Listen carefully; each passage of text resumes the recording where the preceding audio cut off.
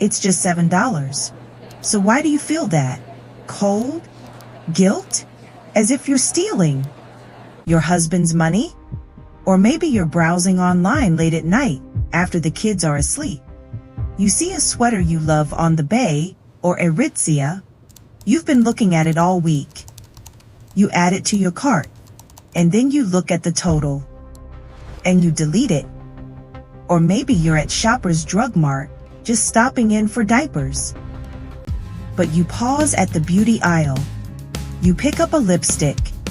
You look at the price, and you put it back down, telling yourself the old one is still good enough. Every time you think about spending on yourself, you have to run a full cost-benefit analysis in your head. This money should be for the kids' rest, for swimming lessons, or for the family vacation. Your needs always fall to the bottom of the list. If any of this sounds familiar, you are not alone. Welcome to her secret stash. This is our safe space. Breathe. That feeling you have, that quiet sense of freeloading, is real. It is not imaginary. It is not weakness.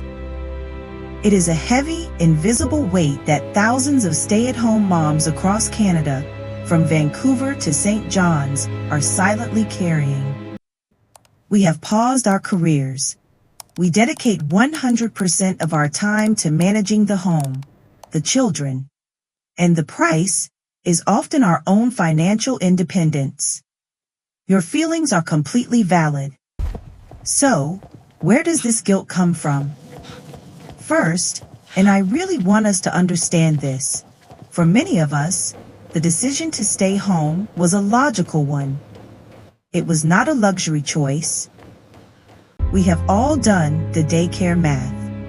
When you look at the cost of childcare in a major Canadian city, maybe $1,500, $2,000 a month per child, and you compare that to your own after-tax salary, you realize that after you subtract commuting costs, work clothes, and hurried lunches, you might actually be paying to go to work.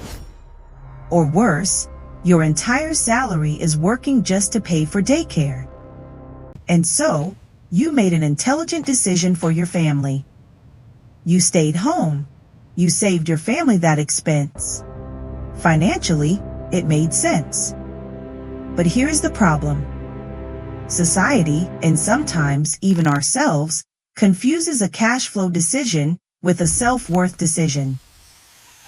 It creates a psychological trap. You know you're doing the right thing for your family, so why do you feel so useless? Why do you feel like you've lost your voice? And this is where the guilt begins to creep in. The second layer, we lose our financial identity.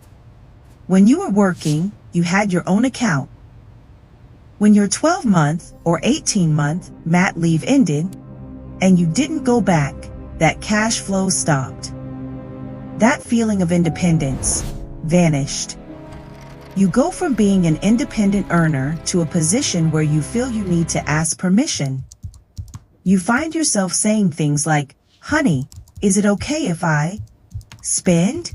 for things you never thought twice about before. And this loss isn't just emotional.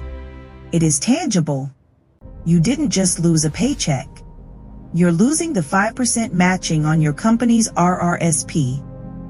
You're losing seniority. You're losing contributions to your CPP, Canada Pension Plan. You go on LinkedIn.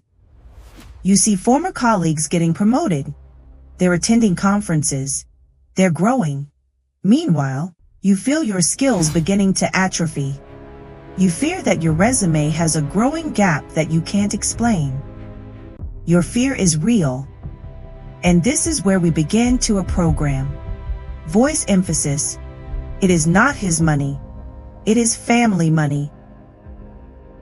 When you and your partner decided that one person would work and one would stay home, you made a contract. A partnership. He contributes the financial income. You contribute by managing everything else, the invisible but priceless work that allows him to focus on that job. Both are equally important. Both are work. This is a partnership, not an employer-employee relationship. You are not a freeloader. You are an equal partner. But I know, I truly do. Even when we understand this logically, the feeling is hard to change. That programming runs deep. That is why her secret stash was created. It is not about deception. It is not about hiding thousands of dollars. It is a psychological tool. It is your first step. It is your freedom fund. A fund that allows you to buy that coffee or that lipstick without running a stressful analysis in your head. It is permission-free money. But more importantly, it is your security fund. It is your protection against that financial vulnerability.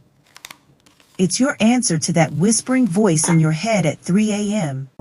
What if something happens to him? What if we get divorced? What would happen to me?